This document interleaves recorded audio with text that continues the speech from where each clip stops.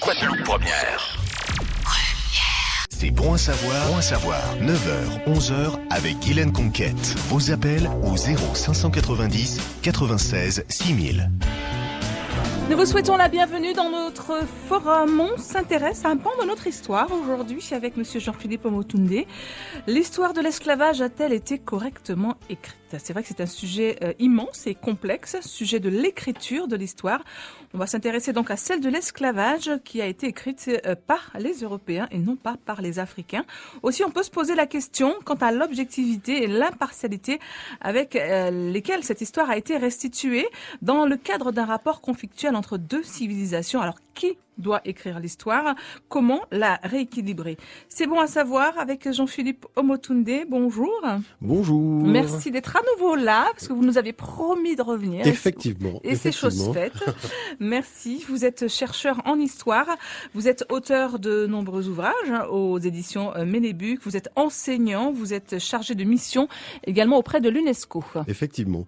Alors, j'ai voulu, qu'on prenne le temps tout simplement d'aborder la problématique de l'écriture de l'histoire des razzias négrières et de l'esclavage. La déontologie même. Voilà. Parce que moi, je vais dans les écoles, je rencontre les gens dans les associations, on fait des débats, on fait des conférences. Oui.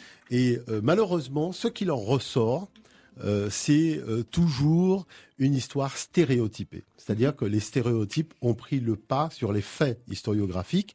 Et je me suis posé la question, mais pour quelle raison on en est arrivé finalement à réduire ces siècles d'histoire à des stéréotypes? Parce que tout simplement, l'histoire répond à un code de déontologie. Surtout quand il y a des conflits entre nations, il y a une éthique. Et on a eu l'occasion d'aborder cet aspect d'éthique au niveau de l'UNESCO. Il y a une éthique à respecter et quand elle n'est pas respectée, il y a une certaine dérive au niveau de l'histoire, au niveau de l'idéologie et malheureusement on s'éloigne de la vérité.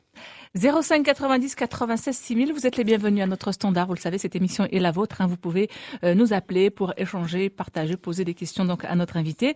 Vous pouvez également le faire sur notre page Facebook. Nous avons déjà quelques réactions. Je vous en prépare tout à l'heure. Alors, avant d'entrer vraiment dans le vif du sujet, Jean-Philippe, quels sont les principes même de l'écriture de l'histoire? Je veux dire, il y a quand même une trame à respecter quand on écrit l'histoire, quand il y a des conflits. Totalement, c'est délicat. C'est-à-dire que surtout quand il s'agit de rapports conflictuels entre nations, civilisations, on voit que l'historien se retrouve d'emblée confronté à une certaine matérialité. La première chose, c'est qu'il y a l'équilibre, voire très souvent le déséquilibre des sources historiques. Vous savez, par exemple, quand on prend l'histoire de certaines guerres dans l'Antiquité, prenons la guerre entre la Grèce et la Perse, l'historien se rend bien compte qu'il est confronté à un problème, c'est que les sources documentaires sont essentiellement grecques et qu'on n'a pas d'éléments véritablement émanant des Perses. Et ces sources sont celles d'Hérodote, donc l'historien grec. Et c'est pour cette raison que Claude Mossé et Anne Snap-Gourbillon disent dans un précis d'histoire grecque que l'historien qui étudie les guerres médiques, donc les guerres entre l'Empire grec et l'Empire perse, se trouve face à une difficulté majeure. Il ne dispose que de sources écrites grecques. Et le seul récit contemporain exhaustif est celui d'Hérodote et de son enquête. Donc le problème de fond, c'est quoi?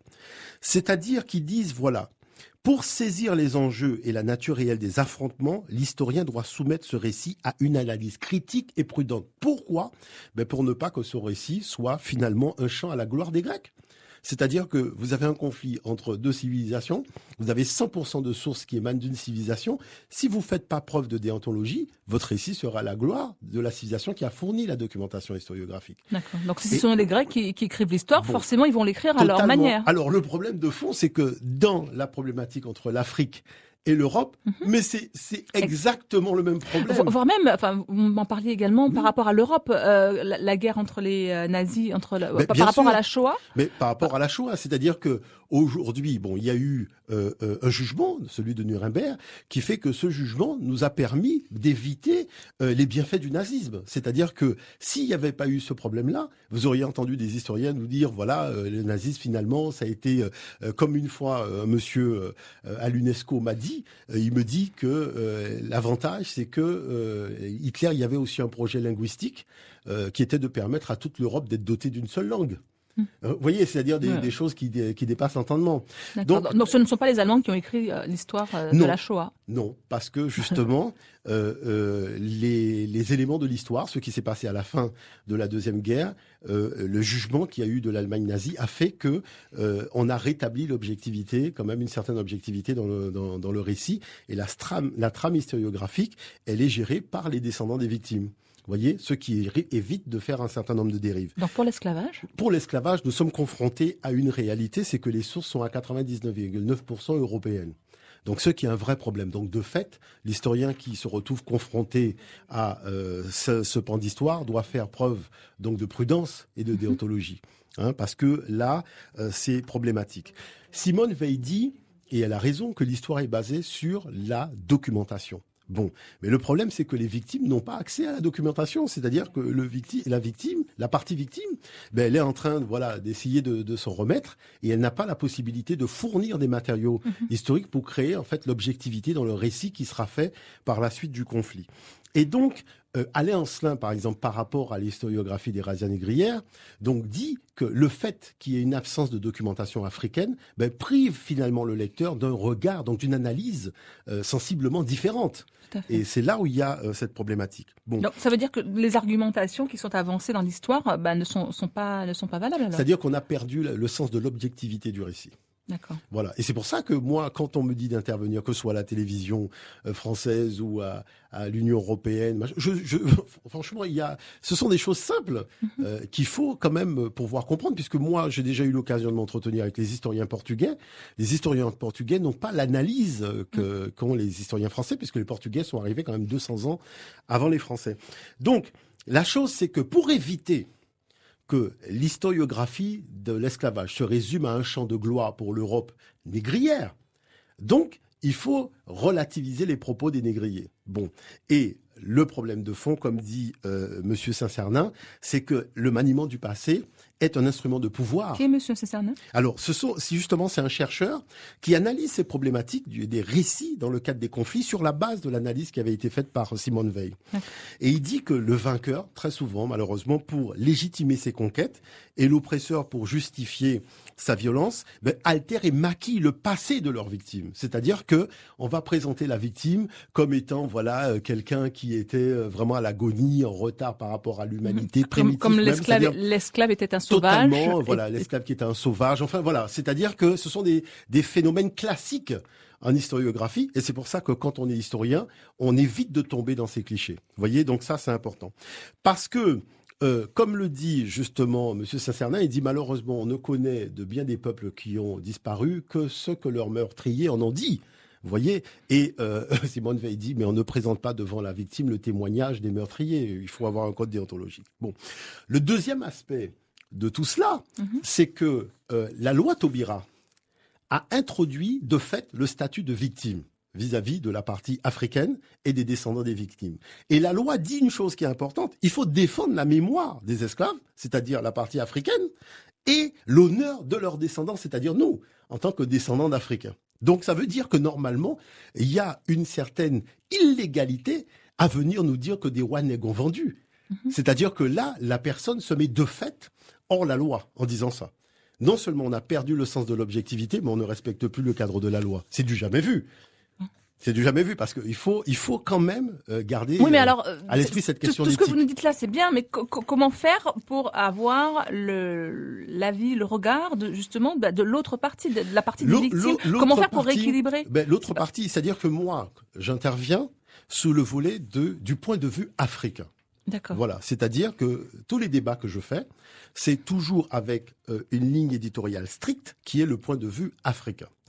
Et le point de vue africain dit que le deuxième problème des sources historiographiques européennes, c'est qu'elles n'émanent pas d'individus neutres. Elles émanent de négriers, c'est-à-dire des gens qui sont impliqués dans le crime, qui commettent le crime, qui ont des intérêts privés et particuliers dans le crime.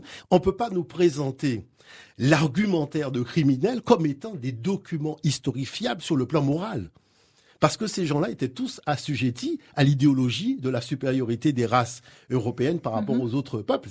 À l'époque, il y avait ce discours racial qui a été organisé, orchestré pour justifier ça. Donc, on voit bien qu'il y a un problème de fond parce que qu'est-ce qu'elle dit, Simone Veil? Elle dit, attention! Tout le monde sait que qui veut tuer son chien l'accuse d'avoir la rage.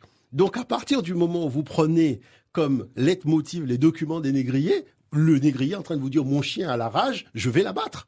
Ce qui est normal, c'est-à-dire jusque-là, on ne discute pas sur l'aspect, si vous voulez, légal ou illégal. C'est comme ça que ça se passe partout. C'est-à-dire que vous prenez n'importe quel conflit de n'importe quelle partie du monde, nous sommes confrontés, nous historiens, à la même problématique. C'est pour ça qu'il y a ce qu'on appelle l'éthique, le code déontologique. Maintenant, le point de vue africain, il dit cela. Il dit une chose qui est très simple. Il dit, bon, si l'histoire des razzias négrières et de l'esclavage demeure fondée sur les analyses des négriers qui sont véritablement les victimes, les criminels, c'est-à-dire les organisateurs du crime, on ne peut pas opposer à une victime le discours de son meurtrier. Et ça, Simone Veil, elle est très claire là-dessus. C'est-à-dire on ne peut pas faire ça. On peut pas le faire. Alors. Et pourtant, c'est ce qui fait. Et c'est ça qui est fait. C'est ce qui est fait la chose, c'est qu'il y a eu le même problème dans les conflits entre la France et l'Allemagne. Et pour éviter, c'est-à-dire sortir du cadre de l'idéologie et un peu de l'excitation mémorielle, on a tout simplement réuni une équipe allemande, réuni une équipe française qui ont travaillé sur un ouvrage ensemble. De manière à dégager le fait historique en enlevant la partie qui concernait le fait d'incriminer l'un par rapport à l'autre. Mais la chose, c'est que quoi?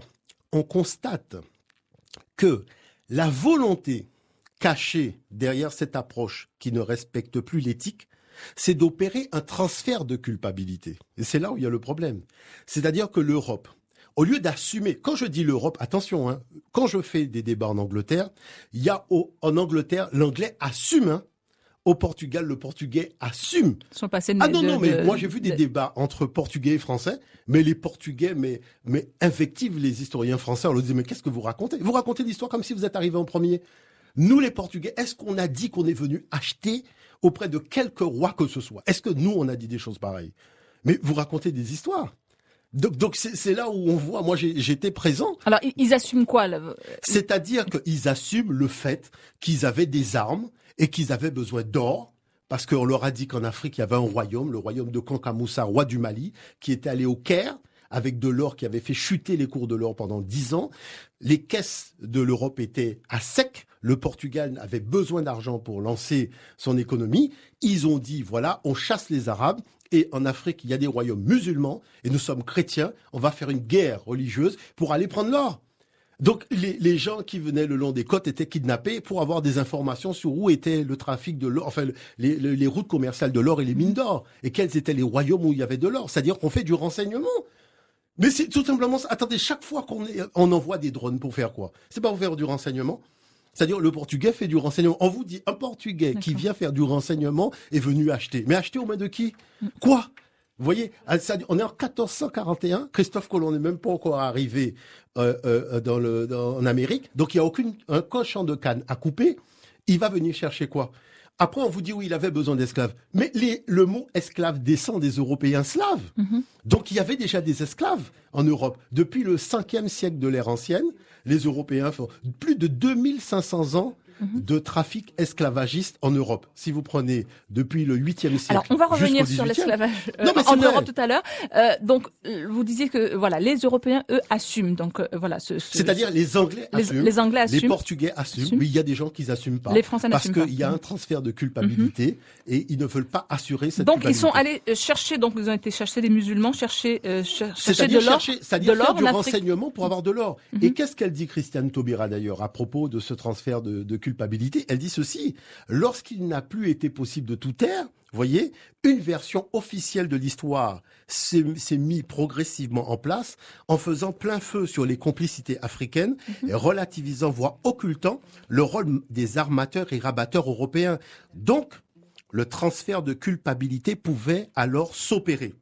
Et c'est pour ça que M. Logassa dit le cliché du roi nègre, je dis bien le cliché du roi nègre, vous voyez, trafiquant d'esclaves, a donc été imposé. C'est-à-dire, c'est pas quelque chose qu'on peut démontrer scientifiquement parlant, parce que c'est faux. Moi, je vous dis, c'est faux. J'ai été devant M. Deveau à la télévision, face à face, sur une émission sur la traite interne africaine. Et je lui ai dit, c'est faux, c'est nul et non avenu, qu'il raconte n'importe quoi, parce que moi, je vais vous dire quelque chose qui est très simple. Si l'Afrique avait eu 14 millions d'esclaves en Afrique interne, alors ce qui est très fort, parce que les Africains sont animistes, mais ils font de l'esclavage comme les rois européens qui sont judéo-chrétiens. C'est-à-dire la barrière sociale, psychologico-religieuse, ça n'existe pas. Donc on nous a menti. C'est-à-dire que je dis, moi je suis pas dans les problématiques de mensonge. Je dis simplement qu'il faut faire preuve d'éthique, parce que c'est pas un problème de l'Afrique, c'est on porte atteinte à la vérité et à la morale. Très bien. Et là, il faut quand on dit que nos ancêtres ont vendu nos ancêtres, c'est tout à fait. C'est-à-dire que ça, ce sont des clichés. D'accord. Ce sont des clichés, c'est faux. Parce que je vais vous donner un exemple, et comme je le dis aux gens très simplement, vous vous rendez compte que vous avez 14 millions d'esclaves quelque part, et vous n'avez pas un mot pour définir ces gens-là avant l'arrivée des Européens. On est obligé d'utiliser un mot européen qui est esclave, et on n'a pas de mot africain. Je ne sais pas si vous vous rendez compte que si vous allez au Japon chercher des chevaliers, on vous dit non, ce sont des samouraïs. C'est-à-dire que chaque pratique sociale a un champ lexical. Mais pour l'Afrique, voilà que sans champ lexical, on vous dit qu'il y avait. Moi, je ne sais pas faire des choses pareilles. Donc en fait, il n'y a pas d'esclaves en Afrique. Moi, je dis que, et j'ai dit ça aux Nantais, monsieur le maire de Nantes m'a invité face aux historiens nantais, et aux Nantais, je leur ai dit que compte tenu du fait que ce sont vos propres parents qui sont venus, vous êtes les personnes les mieux indiquées pour nous dire quel était le mot africain qu'ils ont utilisé pour dire voilà. Et tout le monde est resté silencieux. Parce que personne n'a rien vu. Parce que le mot esclave vient d'où alors? Le mot esclave, ce sont des Slaves, c'est-à-dire les Polonais, les Bosniaques, ce sont ces gens-là, ce sont des Slaves. Et moi, en anglais on dit slave. Dit slave. Et ces gens-là sont pas des descendants simplement, ce sont eux. Et quand je vais en Pologne et compagnie faire des conférences, on a l'occasion de se rencontrer. Les gens me disent mais l'histoire que vous racontez, c'est la nôtre, parce que nous, on a pris près de 12 siècles d'esclavage. Vous parlez de 400 ans, nous c'est 12. Et on était déportés à fond de cale de bateau à Venise. C'est-à-dire le fait de rasier les gens, même de les castrer et le déporter à fond de cale de bateau. Mais c'est les Européens qui ont inauguré ça. À l'époque où l'Arabie au 8e siècle envahit le sud de l'Europe. Mais le commerce des Arabes, c'est le trafic européen d'esclaves. Et c'est pour ça que sur le Maghreb, sur toutes ces côtes-là, il va y avoir un trafic énorme de vente de captifs blancs. Donc, on ne peut pas venir nous sortir des histoires à dormir debout parce qu'il faut être quand même un peu sérieux. Vous voyez, vous avez une pratique dont la terminologie de A à Z provient de l'Europe et on vous applique cette pratique à l'Afrique sans jamais vous donner un seul mot africain qui justifie. Moi, je vous dis une chose, vous envoyez votre fils faire une après-midi d'arts martiaux. Quand il balance un coup de pied, vous lui dites « Oh, tu as lancé la jambe ». Il te dit « Non, maman, c'est un washi magari ». Ça veut dire que chaque chose a un nom lorsque la pratique existe socialement. Maintenant, s'il n'y a pas de nom et que vous utilisez le mot « coup de pied », ça veut dire que quand même, il y a quelque chose qui n'est pas clair dans le récit historiographique que vous livrez des événements. Très bien, c'est passionnant. On va marquer la pause, c'est l'heure des promos et vous êtes déjà nombreux à vouloir réagir, à intervenir au 96 6000. Nous ouvrons notre standard et nous accueillons Yanis juste après ça. Première.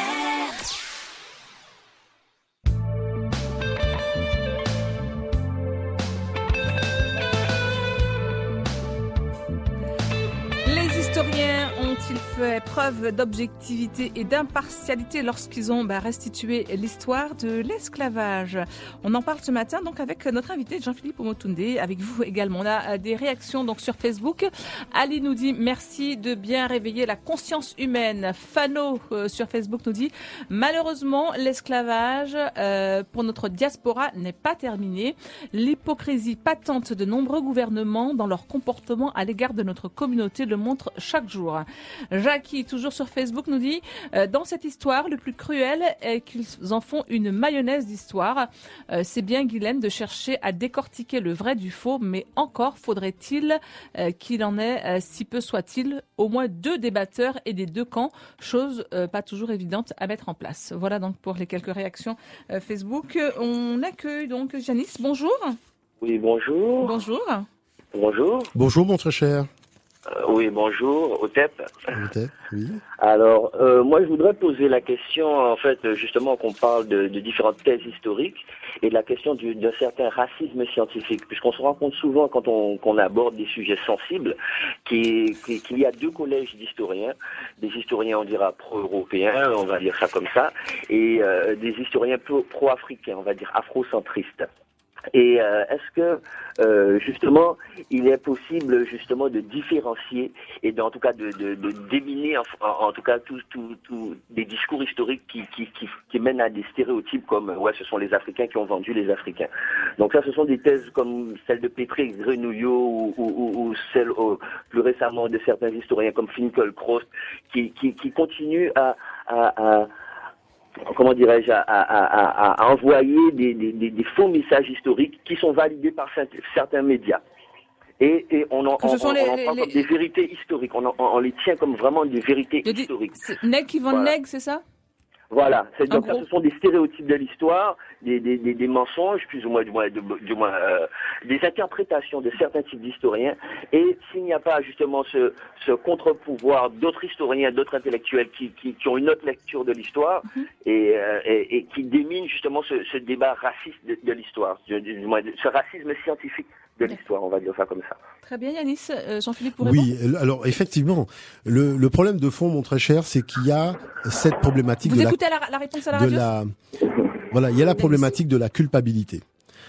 Et parce que le terrain arrive là. Pourquoi on parle de culpabilité? Parce que c'est lié à la notion de réparation. C'est-à-dire que il y a eu un préjudice, donc c'est normal que la partie qui a causé le préjudice répare le préjudice. C'est le sens du mot justice. Autrement, ce mot-là n'existerait pas dans les dictionnaires et dans la matérialité des civilisations.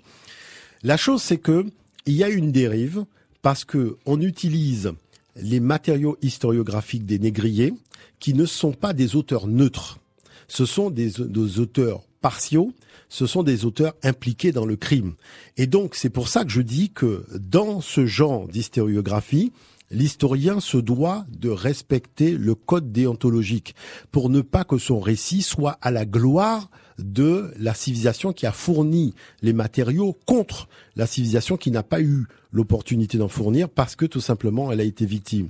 La deuxième chose, c'est que très souvent, dans ce genre de cas, pour justifier donc une agression, on dit que voilà, mon chien avait la rage, c'est-à-dire qu'on va affubler à la partie adverse toute une série de qualificatifs négatifs. Alors quand il est dit, comme disait Yanis, que ce sont les rois africains qui ont participé même à la traite, qui ont vendu leurs frères noirs, oui, c'est faux.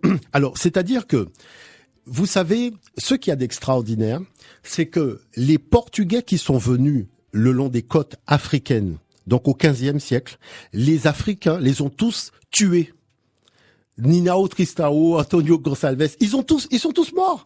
C'est-à-dire que, comme les gars ont compris très tôt à quel jeu ces gars-là jouaient, eh ben, ils leur ont tendu des embuscades et ils les ont tués. Alors, s'ils étaient venus acheter, pourquoi on les a tués alors? Il faut quand même arrêter de raconter aux gens des histoires. Regardez Don Henrique. Je vous parle très précisément des chevaliers de l'ordre du Christ, qui avaient été financés par le Vatican, parce que le Portugal n'avait pas d'argent, mais on leur avait dit qu'il y avait de l'or en Afrique. Et c'est comme ça que le Vatican va donner les trésors des Templiers pour financer les expéditions. Don Henrique va créer les chevaliers de l'ordre du Christ et chaque navigateur portugais sera un membre des chevaliers de l'ordre du Christ. Je vous dis que vous allez sur Internet, vous tapez chevalier de l'ordre du Christ. Vous allez voir, c'est sur Wikipédia. N'allez pas plus loin que Wikipédia. Vous allez voir Don Henrique, toutes ces choses-là. C'est écrit noir sur blanc. C'est pas des choses et vous allez voir comment ils sont morts. Comment ils sont tous morts. Parce que le seul qui a pu échapper, c'est Lanzarote, qui était venu avec 27 navires et qui a failli y rester. Alors, moi, je vais vous prendre un exemple pour comprendre vraiment les choses. Moi, personnellement, quand j'étais en classe ici, donc quand j'allais à l'école, on me disait que les Européens sont arrivés en Afrique, ils sont tombés sur des sauvages cannibales qui volaient de liane en liane. Bon. Mais après ça, on vous dit que des rois ont vendu. Bon, moi je ne sais pas, mais je n'ai jamais vu des sauvages organisés en royauté. Parce que soit vous êtes sauvage, vous n'avez pas de roi, soit vous avez des rois, mais vous n'êtes plus sauvage. On peut pas être les deux. Donc lorsqu'on demande à l'historien, c'est-à-dire dans le débat, lorsqu'on demande aux historiens occidentaux de nous dire clairement, est-ce que l'Afrique était sauvage ou civilisée, comme son objectif c'est de défendre la thèse commercialiste en disant qu'il est venu acheter, voilà qu'il se met à nous dire que en fait on s'est trompé. l'Afrique était effectivement civilisée. Et je vais vous lire une phrase écrite par Monsieur Hahn dans le journal Le Monde qui dépasse l'entendement. Stéphane Hahn, qui est professeur d'université. Écoutez ce qu'il a écrit dans Le Monde. Nous savons aujourd'hui que les Européens qui naviguèrent le long des côtes africaines à partir de la moitié du XVe siècle découvrirent un monde qui avait atteint économiquement et politiquement un niveau de développement comparable au leur. Les Africains pratiquaient l'exploitation minière, l'industrie, l'agriculture et l'élevage. Ils entretenaient depuis des siècles des relations commerciales avec les pays éloignés. Donc voilà ce que nous disons, nous, en tant que parti africaine. Si la thèse d'Européens venant avec des pacotilles était valable pour une rencontre avec des sauvages, la rencontre avec des rois civilisés, faut arrêter de nous raconter des histoires à dormir debout. D'accord. Parce que quand on fait, je dis bien, sur la base de ce que monsieur Hahn a dit, quand on fait l'exploitation minière, l'industrie, l'agriculture et l'élevage, et qu'on a un niveau de développement comme l'Europe, c'est pas des pacotilles qu'on va s'asseoir même pour discuter. Donc ça veut dire que là, on ment. La deuxième chose, c'est qu'on a fait la colonisation sur la base qu'il fallait civiliser les peuples qui étaient pas, et maintenant on nous dit que dès que les Portugais arrivent, il y avait des rois. Donc ça veut dire que depuis le début, on ment. Vous voyez l'affaire? Donc c'est pour ça que je dis attention, parce qu'on peut être méchant. Il s'agit pas de faire une histoire afrocentriste, parce que l'histoire afrocentriste, ça n'existe pas. Je le dis toujours, il y a une philosophie afrocentriste, c'est-à-dire spirituellement, notre orientation, elle est africaine. Au niveau de la pensée, au niveau de la façon de lire le monde, la façon d'interpréter les événements. Mais quand on fait de l'histoire, il n'y a plus de pensée afrocentriste. C'est une question de vérité et je tiens à dire, à l'UNESCO, nous avons des chercheurs qui sont de toute congrégation religieuse, de toute civilisation, de tout peuple. Et la défense, c'est le combat, c'est la vérité. On ne regarde pas, ni on est arabe, ni on est juif, ni on est... Le combat, c'est la vérité, un point, c'est tout. Très bien. Allez, d'autres appels. Jean-Luc, bonjour. Otep, monsieur Omotunde. Otep, mon très cher. Je vous appelle parce que, je suis tout à fait d'accord avec vous, sur tout point de vue, étant donné la précision des mots que vous utilisez et le contexte dans lequel vous mettez les choses. Si effectivement, oui, le mot slave, d'esclave vient du mot slave, de toute manière, en termes de linguistique, ça c'est clair, il n'y a pas photo, c'est pas un mot africain. Ben, c'est évident. Donc on peut pas, vous voyez, on peut pas ni se dire qu'on est descendant d'esclaves ou de slaves. Moi, j'ai été en Hongrie et compagnie, j'ai vu à qui j'ai affaire. Nous sommes des descendants d'Africains, déportés en esclavage. Alors, allez-y, continuez, Jean-Luc. Ouais, voilà, c'est la seule chose que je voulais savoir, étant donné qu'effectivement, sur ce point-là, on est encore d'accord, étant donné qu'on n'avait pas de terme, on n'avait pas d'esclaves réellement, c'était pas des esclaves. C'était des déportés alors. C'était des je pense que c'était des serviteurs. Je pense que Omotunde sur ce point-là serait d'accord avec moi. Moi, je vais vous dire, ça tranche comme une lame. Ça tranche comme une lame. Comme une lame. Parce que moi, j'ai eu l'occasion de faire des débats face à des égyptologues. Et quand on leur a dit d'aller au tableau pour écrire en hiéroglyphe le mot esclave, ils sont devenus blêmes. Parce que tout le monde sait qu'en égyptologie, et moi-même qui suis égyptologue, le mot esclave n'existe pas. Monsieur Ancelin l'a dit, Madame Bernadette Menu, qui est directrice de recherche au CNRS, a fait sa thèse là-dessus, elle a dit que ça n'a jamais existé. Et si vous prenez le dernier ouvrage d'Olivier Pétré-Grenouillot, lui-même dit, je reconnais aujourd'hui que ce que j'avais dit n'était pas la vérité. Parce que l'esclavage n'a jamais existé en Afrique dans l'Antiquité. D'accord. Donc, c'est-à-dire, ce que je dis, c'est que si moi je dis qu'en arrivant au château de Versailles, j'ai vu des samouraïs, tout le monde va me prendre pour un fou. Parce que tout le monde sait que ce sont des chevaliers. Vous voyez ce que je veux dire? Donc la terminologie, c'est important. Alors, continuez Jean-Luc. Voilà, je voulais juste savoir... Il est bavard, Jean-Philippe, on a du mal à l'arrêter. Non, mais pas de problème. Non, parce que c'est sérieux. Oui, tout à fait, non, mais allez-y. Je comprends. Ce que je voulais savoir, c'est que effectivement, on avait dans l'Égypte ancienne, on va dire, dans le fonctionnement de l'Afrique à l'ancienne, on va dire, quelles étaient les sous-couches de la population, comme on appelait ces personnes qui servaient, qu'on employait, bien évidemment. Mon très cher. Mais comment mon très cher, moi je vais te dire les choses très clairement.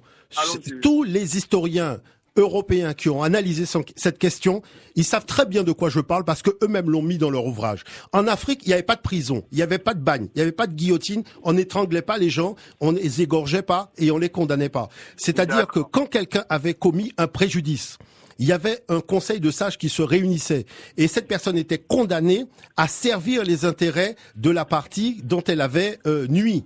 C'est-à-dire, vous avez tué quelqu'un qui avait 4 bœufs à s'occuper. Dorénavant, c'est vous qui allez vous occuper des 4 bœufs. Et si il y avait 2 vaches qui donnaient du lait pour les enfants le matin, c'est vous qui allez traire la vache pour donner du lait à la maman pour qu'elle nourrisse ses enfants, parce que le papa, c'est vous qui l'avez tué. Liliane Crété l'a écrit noir sur blanc dans le document. Dans les documents qu'elle a fait, Serge Dagé, spécialiste de l'histoire de l'Afrique, l'a mis noir sur blanc. Il n'y avait pas de prison, il n'y avait pas de GIGN, il n'y avait pas la police, il n'y avait pas la gendarmerie. Il n'y avait pas tout ça. Donc il y avait un fonctionnement. Vous avez commis un délit. Vous êtes condamné à réparer le délit en vous mettant au service de la partie qui a subi le préjudice. Voilà. Pour vous, Jean-Luc.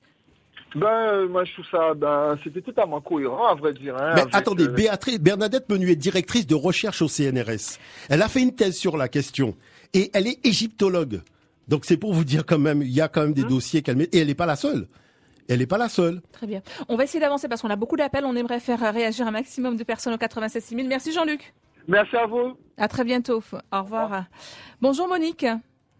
Bonjour. Bonjour. Bonjour ma chère Monique. J'écoute avec attention votre intervenant. Et il y a une expression qui a retenu mon attention. C'est qui veut tuer son chien trouve qu'il a de la rage. Totalement. C'est Simone Veil qui l'a dit. Je voulais tout simplement dire que cette expression est plus ou moins valable à grande échelle. Toujours. Il est toujours valable. Totalement. Voilà. Très bien, merci. Voilà, je veux dire par là, c'est ce qui justifie justement tous les méfaits. Parce que regardez par exemple un exemple. Vous avez un auteur qui vous dit quelque chose qui dépasse l'enseignement. Il vous dit l'acheminement des esclaves de l'intérieur du continent jusqu'à la côte était assuré sans participation des Européens par les Africains. D'accord ? Il vous montre une illustration. Vous avez 2 bonhommes qui sont en train d'amener 24 personnes et chaque bonhomme a un fusil à la main. Alors, à défaut de me donner les coordonnées GPS, si on n'a pas l'adresse exacte, je suis preneur même des coordonnées GPS, de l'usine en Afrique qui fabriquait le fusil et les munitions. En quelle année ? C'est-à-dire au 15e siècle. Au 15e siècle. Voyez-vous, je suis OK pour dire que l'Afrique est acheminée. Mais si le fusil ne venait pas de l'Africain et les munitions ne venaient pas de l'Africain, vous ne pouvez plus dire que l'Européen n'est valable que pour 2%. 98% du problème, c'est le fusil. Parce que sans le fusil, je vois mal comment 2 personnes vont en maîtriser 24. C'est tout. Moi, je mets tout simplement 2 personnes devant une porte. Nous arrivons à 24 et je demande aux 2 personnes de nous empêcher de sortir de la porte. On va voir si c'est possible sans fusil de nous empêcher de passer. Donc, il faut arrêter de raconter aux gens des sornettes. Alors, moi, je vais vous dire une chose. Il y a une déclaration qu'a fait notre responsable à l'UNESCO que j'apprécie, c'est monsieur Ali Moussaïe. Je vais vous lire sa déclaration parce que elle est importante. Il dit que, voilà, la plupart des sociétés qui ont pratiqué la traite négrière et l'esclavage ont dû faire appel à toutes leurs ressources scientifiques, religieuses et politiques pour justifier moralement, intellectuellement, juridiquement ce crime contre l'humanité. C'est ainsi que les théories de l'inégalité des hommes, notamment sur l'infériorité congénitale de l'homme noir, ont été construites. Cet héritage nourrira par la suite toutes les politiques de domination, de racisme et de ségrégation contre les peuples colonisés. Ce sont ces mêmes idéologies monstrueuses qui seront mises à l'ordre du jour par le nazisme appliqué au cœur de l'Europe. Ça veut dire que qu'est-ce qu'il dit ici ? Il dit que s'il était vrai qu'en descendant en Afrique, l'Européen tombe sur des rois qui ont déjà des stocks et qui lui dit voilà, je suis embarrassé, prends. L'Européen n'aurait pas été obligé d'organiser l'idéologie du racisme et de la supériorité des races. C'est parce qu'il savait très bien il sait que ce qu'il dit est faux et la preuve qu'on peut lui avancer, c'est de lui dire mais si c'était vrai, tu n'aurais pas échafaudé la thèse de la supériorité des races en disant il y a les races dominantes, il y a les races inférieures et compagnie pour justifier ce que tu fais. Parce que s'il y a des rois qui vendent, quelle est l'utilité de dépenser autant d'argent pour faire ça ? On n'en a plus besoin. Vous voyez ? Donc ça veut dire que, voilà. Alors, j'aimerais également qu'on parle de l'histoire, justement, racontée dans les écoles avec les enfants, parce que là, je crois que vous faites pas mal de conférences. Juste avant, on va accueillir Michel. Bonjour. Bonjour. Bonjour Michel. Bonjour mon très cher. Bonjour Jean-Philippe. Bonjour. Bonjour Guylaine. Bonjour. Et puis, moi, c'est quel logan en salle de théâtre qui nous va faire continuité à l'émission là, ça, parce que c'est a 7 ans pour nous faire. Mais nous n'avons pas fait continuité, nous avons fait des. Oui, non, mais moi, chacun pense à la prochaine épisode. Pas de problème, nous que mettre ça en place. Mais date là, j'apprends. Hein. Nous apprenons date là. Voilà. Totalement. Merci. Ok, eh bien, à écouter avec plaisir, et à dit, bon, Guadeloupe première continue dans ce sens-là parce qu'il était temps. Merci beaucoup, Michel. Bon. À très bientôt. Justin, bonjour.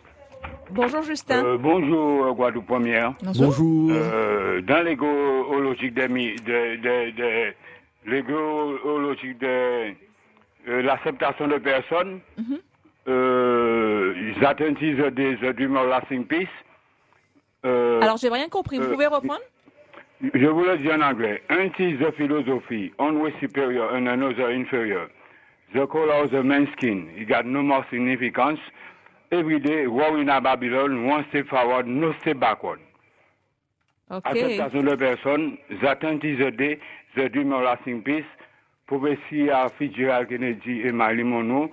Today is not a dream, white or black, paradisiaque. Par exemple, BMW, Bob Marley, The Wailing Whalers.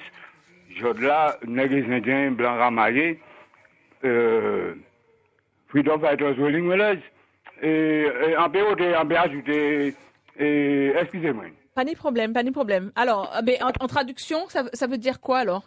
On peut résumer, without justice, no peace. Sans justice, Voilà. pas de paix. Sans justice, pas de paix. Allez, un dernier appel, pas un dernier appel, un autre appel avec François, bonjour. Oui, bonjour. Bonjour, Bonjour, François. mon cher François. On vous écoute, François, soyez le bienvenu. Allez-y. Oui. Vous savez, Guylaine, Oui. c'est Bosier qui a voyé. Oui. Vous savez, moi, ému. C'est vrai ou ému? Oui. Pardon, ok. Et on a souhaité que vous continuiez. Parce que ce début-là, ça, faut d'autres biter encore. Nous devons à dire, d'autres vérités à dire. À part arriver à parler, parce que Mais ça a touché nous en l'eau, ça a dit nous là. À Carouenet. Carouenet. À sortir à moins. Mais c'est ça le but, c'est ça le but de l'émission, hein. Vous démontez nous. Et ça qu'a excusez-moi l'expression mais au moins c'est qu'une idée compatriotes au moins qui a aidé ça. Ouais, qui a fait malheur. Mais c'est peut-être parce que justement comment on appelle ça, l'assimilation, enfin pas l'assimilation, la... Oui, mais quel que soit, Guiden, quel que soit ça que dit moins, on a un minimum quand même. C'est conditionnement là qui Son conditionnement. C'est un conditionnement. Voilà. Oui, c'est vrai son conditionnement, mais faut sortir, faut faire l'effort de sortir dedans aussi, parce que quand on voit le conditionnement, et pourquoi il y a arrêté le conditionnement? Parce qu'il y a un intérêt, très souvent. Mais vous savez, en cas du Rombitin, moi, c'est aussi là à la rencontre de monde qui a rendre-vous compte de gens qui ont voir les choses. Ouais. Là, on fait une conférence en Europe, ni des moun yo viennent vraiment, yo dis moi qu'on ça, mais vous savez, histoire là, ça c'est histoire nous, puisque les Slaves, les esclaves, c'est nous. Et ces messieurs, yo blond, bleu, enfin, regardez, on dit qu'on ça, mais, Union Bitin, nous pourtant parler. Pourquoi qu'a sorti, carte d'identité, il dit moi qu'on ça, est-ce qu'on voit non, au moins c'est Chiavone. En cas de pourquoi comme ça, non, c'est Chavon, mais vous savez que à Venise, Yoteka von Zot, à Sion quai, non à quai là, c'était la riva des Chiavon. Et la riva des Chiavon, ça veut dire le quai des esclaves. Chiavon, en réalité, ça veut dire esclave en vénitien. Et Bougaka dit moins comme ça, eh ben, esclave, c'est non au moins. Et Bouga blanc, hein. Et Bouga commence à pleurer, et Bouga dit moins comme ça, c'est pour ça que, il pas qu'à jamais sorti carte d'identité aïe, sauf que vraiment si qu'à prend l'avion, des bitins comme ça, parce que ils savent que, et moun vin vraiment, avec carte d'identité aïe, et c'est là, ils commencé à traduire non aïe, pour moins comprendre qui non aïe en réalité. Non à ces messieurs, c'est fond calabato, qu'est esclave, fouet, chède, enfin, ou quoi on vous compte que Nyon bitin qui est extraordinaire, parce que yo rasié ces messieurs pendant 12 siècles. Pour venir les Arabes. Ou quoi vrai. Donc c'est tout échange là ça parce que là nous qu'à parler de ça nous on tendance toujours qu'à voir on partit de bitin là mais en fait il y a une antériorité qui est assez important et en cas quoi que ni des bitins aussi qu'à permettre nous de venir plus objectif à dans ça. Quoi vrai. Et là on a discuté avec ces messieurs, c'est là on a comprendre qu'en fait les historiens européens ils ont fait un transfert de responsabilité de culpabilité parce que histoire à moun te ka vendre moun c'est yo même qui te ka vendre moun. Ou quoi vrai. Et en fait, c'est un transfert de culpabilité qu'il y a fait. Mais nous, qu'à vivation planète, nous, ensemble, à même planète, nous pas besoin faire la guerre tous les jours, faut nous arriver comprendre nous. Et pour arriver comprendre nous, faut ni le respect, la sincérité et la vérité. C'est tout. Ça, c'est clair. C'est tout. Et voilà. Vous savez, c'est pour s'en couper inconsciemment peut-être. Mais nous, quand on cité, on pas dit ça. Mm-hmm. Il y a qui passe parce qu'il faut en voyager. Oui. Mais pas qu'arriver à essayer de faire. Mais pas qu'arriver. Carte d'identité, ouais. Ouais, pas qu'arriver à faire parce que nous, qui en l'air, qui pas qu'à pénétrer dans moi, qui pas qu'à entrer dans moi. Alors, Non, mais François, en cas du Robitin, François, en cas du Robitin, vous savez, ça aussi, nous, qu'à prendre temps analyser ça. En fait, c'est un sentiment que beaucoup de monde panie. C'est-à-dire que yo panie le sentiment que la justice fait. Ouais. Hein? Yo ni un sentiment d'injustice. C'est Et c'est ça qui fait que Joël Ursule dit tout ça, parce que, à part au problème de Joël Ursule, c'est-à-dire que, en cas rendre moins compte, en cas au paquet de peuple, au Cameroun, tout ça, en cas rendre moins compte que tout partout, même aux États-Unis, gars, ça arrive aux États-Unis, tout partout, nèg ni un profond sentiment d'injustice. C'est ça le problème là, c'est tout. Bon. François, merci. Non, mais attends, Guylaine. Oui. Rappelle à genou en pierre. Excusez-moi. Font notre fait d'autres. Ok, fait d'autres. Mais pas beaucoup. Ou pas obligé de mettre à genoux, mais nous qui fait d'autres. Nous besoin. C'est travail à moi. Il n'y a pas de problème. Je suis là pour ça. Merci au pile. Merci, François.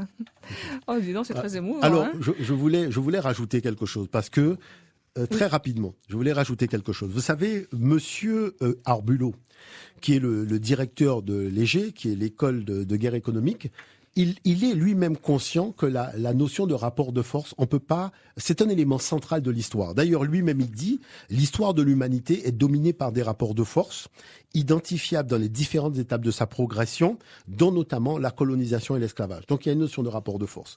Vous savez que, à l'époque où Hitler va fonder le Troisième Reich, il y a 500 000 juifs qui vivent en Allemagne. Et sur ces 500 000 juifs, 150 000 vont écrire à Hitler pour lui demander l'autorisation d'intégrer le Troisième Reich. Donc ça veut dire qu'il y a eu des soldats juifs. C'est-à-dire que vous n'avez jamais entendu un historien français venir vous dire que les juifs ont vendu les juifs.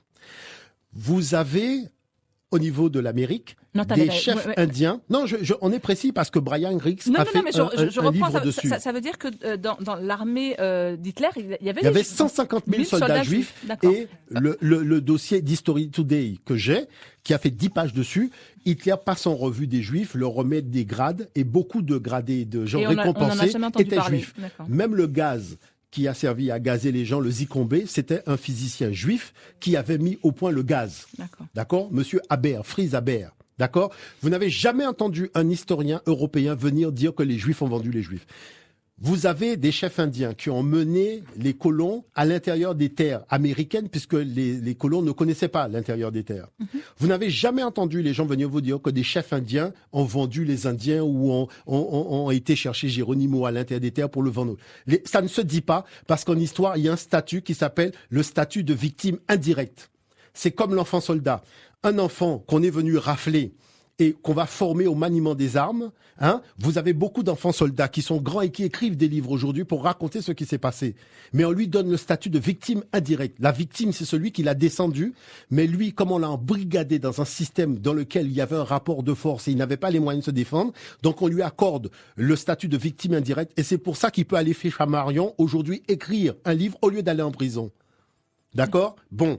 Donc, moi, je dis que... Mais ne vous énervez pas. Non, mais c'est pas ça. C'est qu'il faut comprendre les choses. Moi, je dis que lorsqu'on nous montre des individus avec des fusils à la main, ce sont des victimes indirectes, au même titre que les 150 000 juifs étaient des victimes indirectes, au même titre que les Indiens qui ont amené les colons à l'intérieur des terres sont des victimes indirectes. Et c'est pour cette raison que l'État d'Israël a reconnu le statut de victime indirecte et tous les historiens le reconnaissent. C'est pour ça que pas une seule fois, je vous dis, vous n'avez vu un historien dire que les Indiens ont vendu les Indiens. On parle de l'extermination des Indiens d'Amérique. Donc les Noirs qui ont, entre guillemets, vendu les Noirs ou qui ont aidé ou qui voilà, ce sont des victimes indirectes. Je vais vous dire une chose. Quand vous avez capturé un enfant le long des côtes africaines, que vous l'avez amené au Portugal pour le former au maniement des armes et que vous l'avez ramené adulte pour aller tout simplement à l'intérieur des terres chercher des gens, c'est une victime indirecte au même titre qu'un enfant soldat peut aller à Flammarion écrire un livre aujourd'hui. On peut pas le présenter comme une partie africaine parce que quand vous regardez le nom de ce monsieur, il s'appelle Roberto da Silva. Je ne connais aucun Africain qui s'appelle Roberto da Silva. D'accord? Et ou Yann McIntosh ou je sais pas quel autre nom, qui sont tous des noms soit espagnols, soit anglais, soit français, soit portugais. Ces gens-là n'ont pas de nom africain parce qu'ils ont été raflés petits. On les a amenés en Espagne, au Portugal, en Angleterre ou au Danemark, formés au Maziman de Mar, qui plus est, baptisés chrétiens. Et on leur renvoie. Parce que moi, je suis un roi nègre, je veux capturer des gens, je vais lundi, dans les bois, je tire. Je n'ai plus de munitions mardi, comment je rentre? Je n'ai pas d'usine qui fabrique les munitions. C'est qu'il y a quelqu'un qui vient me livrer les munitions. Donc si cette personne-là ne venait pas me livrer les munitions, mardi, je ne peux plus rentrer, mercredi, c'est mort. Mais si je peux rentrer mardi, mercredi, jeudi, vendredi, c'est qu'il y a quelqu'un qui vient tous les jours me livrer les munitions. Donc le problème de fond, c'est qu'il y a quelqu'un qui a fourni l'arme du crime, les munitions du crime, le mobile du crime, et cette personne doit assumer. C'est de cela dont nous parlons. Nous ne sommes pas là pour juger. Nous ne sommes pas là pour juger. Ni c'est bien, ni c'est mal. On dit tu assumes et tu arrêtes de venir raconter des histoires à dormir debout aux gens. Il faut que les récits soient objectifs. Voilà. Et sérieux. Il faut que ça soit sérieux. Parce que si je vous dis que venir dire, par exemple, que oui, c'est mon arrière-grand-père qui a fait, je l'ai pas connu. Donc je ne peux pas considérer que je me sens concerné par cette histoire. Mais quand le notaire appelle ce monsieur pour hériter de la villa, du bâtiment et du terrain qui appartenait à son arrière-grand-père qu'il n'a pas connu, pourquoi il signe le papier du notaire?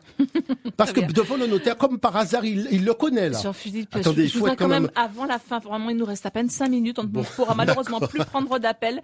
C'est vrai que c'est passionnant. On va faire, comme dit non, parce que quand j'ai discuté avec les Nantais, mais j'ai dit, mais on va où là? Soyez au moins honnête. Quand François, comme dit François, on va être obligé de faire 2, 3, 4 volets là-dessus. Jean-Philippe, moi, ce que j'aimerais savoir, c'est que justement, quelles sont les répercussions de tout ça au niveau de notre jeune génération? Voilà. Quels sont les effets, le fait que l'histoire n'ait pas été écrite correctement au jour d'aujourd'hui, voilà, en 2015, quelles sont les répercussions? Moi, j'ai toujours dit que le problème de la date de la commémoration, ce n'est pas mon problème. Parce qu'il y a 365 jours dans l'année, on va trouver une date. Mais ce qu'il faut savoir, c'est qu'on ne peut pas laisser une histoire basée sur le récit des descendants des négriers. Que vous disent les enfants? Mais les enfants disent, quand on parle des Noirs, c'est Sida, Ebola, l'Afrique sauvage, cannibale, des nègres qui ont vendu. C'est-à-dire, c'est extrêmement négatif et ça détruit complètement l'intégrité de l'enfant. À tel point que les réunions que j'ai faites avec les enfants, mais il y a un moment, j'ai perdu la parole. Parce que l'enfant a l'impression qu'être noir aujourd'hui, en 2015, c'est une tare. C'est être une tâche dans l'histoire de l'humanité. Alors que l'Afrique a inventé les mathématiques, l'Afrique a inventé l'écriture, l'Afrique a inventé la religion. Tout le monde vous parle de papyrus, de parchemin. Mais le papyrus, c'est qui l'a inventé? Les premiers textes sacrés sur papyrus, c'est qui les a écrits? Pharaon, c'est lui qui a formé Moïse. C'est pas moi qui le dis, c'est la Bible qui dit. Il dit, Moïse a été formé dans les temples de Pharaon. Alors si Pharaon était le diable, qu'est-ce que Moïse faisait dans le temple du diable? Je dis que, attendez, Jésus, quand il voulait se faire cacher, il est venu en Égypte. Si l'Égypte c'était la terre du diable, que fait Jésus en Égypte? Quand Mahomet, on voulait égorger ses disciples, il est venu les cacher en Abyssinie. Si l'Abyssinie c'était le diable, que font les disciples de Mahomet en Abyssinie? C'est-à-dire l'estime de soi, en fait, des enfants d'aujourd'hui. C'est-à-dire que moi, je vous dis que pour raconter cette histoire-là, l'Européen fabrique un discours qui est fondamentalement une escroquerie intellectuelle, qui est du faux usage de faux, et que nous disons aux gens qu'il faut arrêter de porter atteinte à la morale. Je dis pas porter atteinte à l'homme noir, parce que franchement, c'est pas là le problème. C'est-à-dire, il y a atteinte à l'homme noir, mais il y a quelque chose, un idéal que l'humanité doit conserver, c'est la morale et la justice. Parce que si dans les rapports entre les civilisations et les hommes, il y a plus de morale, il y a plus de justice, ça veut dire que la Terre, nous allons la détruire.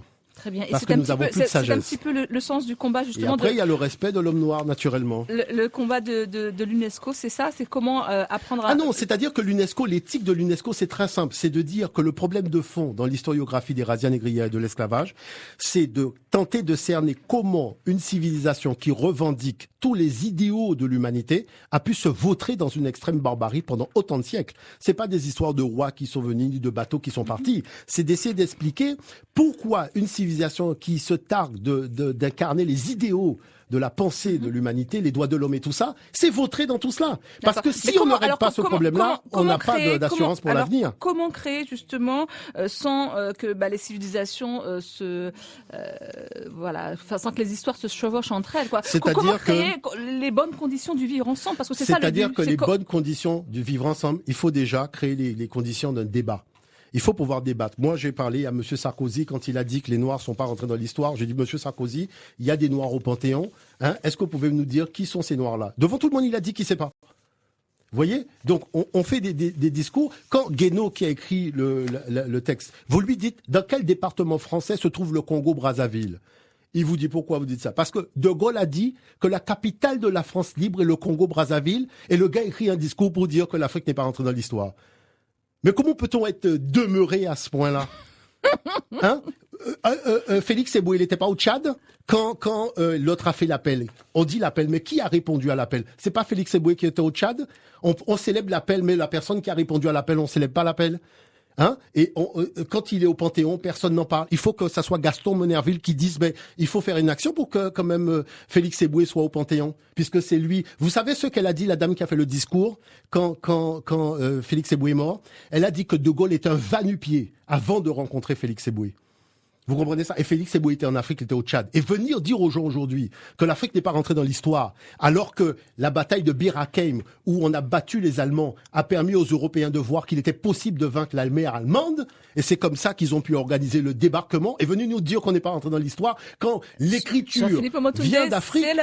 Non, mais c'est-à-dire que moi, ce que je dis une chose. Allez, il faut que se fixer des limites. En deux phrases. Non, je dis que nous avons aujourd'hui, nous sommes arrivés à une extrême, c'est-à-dire ni les gens du Nord, ni les gens du Sud ne peuvent garantir l'avenir pour les jeunes générations. C'est pour ça que je dis il faut faire stop. Il faut revenir à la sagesse, il faut recréer les conditions de la morale, réparer ce qui a été cassé et arrêter de nous raconter des histoires qu'on ne réparera pas. Il faut réparer parce que c'est une affaire de morale et si l'Europe dit qu'elle est des droits de l'homme, il faut pas le dire en bouche, il faut le montrer dans les actes. Et c'est même pas une affaire d'argent, c'est une affaire de morale. Merci infiniment, Jean-Philippe Omotunde. Je vous remercie, mes très chers. Il y a tellement de choses à dire. Allez, on va revenir pour le 3e, 4e, 5e volet s'il le faut. Ah oui. En tout cas, merci infiniment. C'était un grand plaisir. J'espère que vous avez pris autant de plaisir que nous également. Voilà, à écouter tous ces récits. Merci Jean-Philippe Omotunde, donc chercheur en histoire, auteur de divers ouvrages aux éditions Ménébuc, je l'ai dit, enseignant, coach, voilà. Et puis on chargé de a le mission. site internet anijar.com. Voilà, anijar.com. Est-ce qu'on peut laisser un numéro de téléphone? Oui, parce le que 06. vous donnez également des cours. Voilà. On apprend à lire l'égyptien ancien, le 06 90 690 646. 690 646. Voilà. Merci beaucoup. Merci infiniment. Merci Angela. Merci. Bon week-end à toi. Merci également à Emilien. Voilà. Emilien, bon week-end.